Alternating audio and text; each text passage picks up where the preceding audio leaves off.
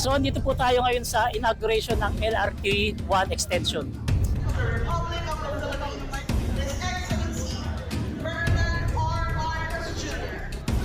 The L1C project has been a long time in the making, spanning 5 administrations, starting with President Estrada to President Arroyo, President Aquino, President Duterte, and now to mine. We owe this progress to the hard work and dedication of my predecessors. We must recognize their roles in helping making this dream a reality.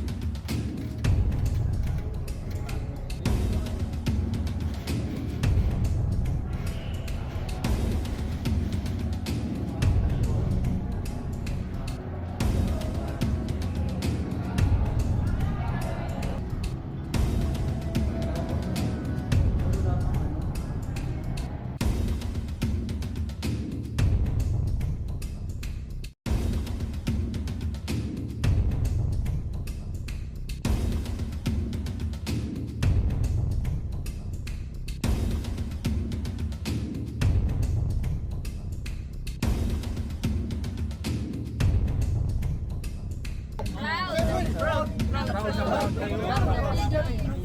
kasi yung mga tax namin dito rin mapunta.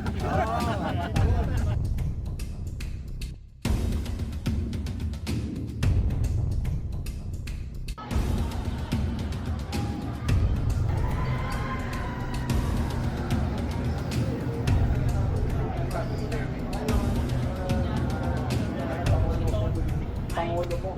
Uy! Alarga daw tayo eh. Ha? Alarga.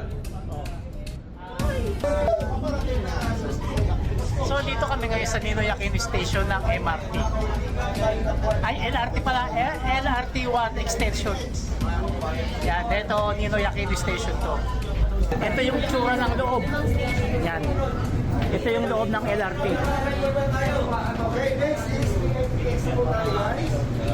Assured pa. Assured. Gabi ko na hindi na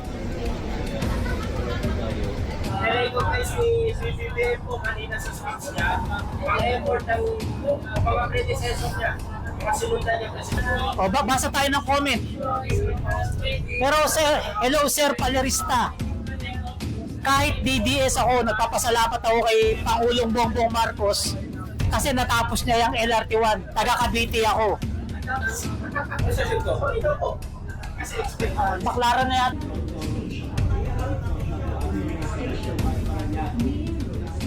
Salamat PBBM. Salamat PBBM.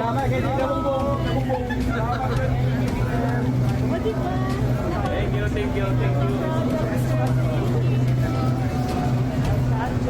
Grabe, nagpapasalamat talaga yung mga tao kay PBBM kasi tinapos tong project niya, ng tatay niya.